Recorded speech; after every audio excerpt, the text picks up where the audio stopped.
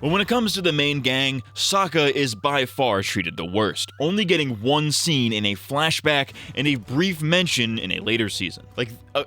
This is what we're doing with an absolute fan favorite character, using him as an exposition dump, and not even a good one at that. We deserve to see Sokka in a much more major capacity. As a suggestion, maybe in book 3, when Korra finds out about the Red Lotus, maybe start that episode with a flashback to the night that they tried to take Korra, where Sokka, Tenzin, and Tonraq have to stop them. It would have been a cool way to set the Red Lotus up as a major threat, and a good chance to see adult Sokka at his fullest potential. Instead, we get exposition, with Sokka barely being mentioned throughout the rest of the show. I don't know, maybe it's just me, but I need to know more about adult Sokka, and I can only hope that the upcoming gang movie will give us something related to that. In that same vein, I cannot stand that we don't see any of the other major characters either. Azula, Mai, and Ty Lee are nowhere to be seen and aren't even mentioned in Korra. Reminder, they were fleshed out pretty extensively in Avatar, and well, I guess it makes sense that they aren't mentioned because they probably weren't as involved with shaping the world the way that the main gang is. It still is a bit disappointing, but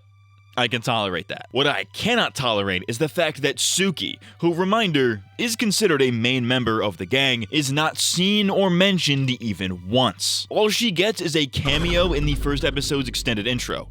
That's it. When combined with the fact that Sokka is also barely mentioned, it really makes you wonder why the writers were so allergic to showing or even just telling us what happened to them. You know, did they split up? Did they have kids? If so, why weren't they mentioned? It's just so weird that we never learned anything about Sokka and Suki's future, when I think it would have been very nice to see. Granted, it's not particularly important to anything going on in the story, but it would have been cool nonetheless. Again, I'm hoping for something in the adult gang movie about this, or even in a comic or something, because this is such a strange way to treat some of your fan favorite characters.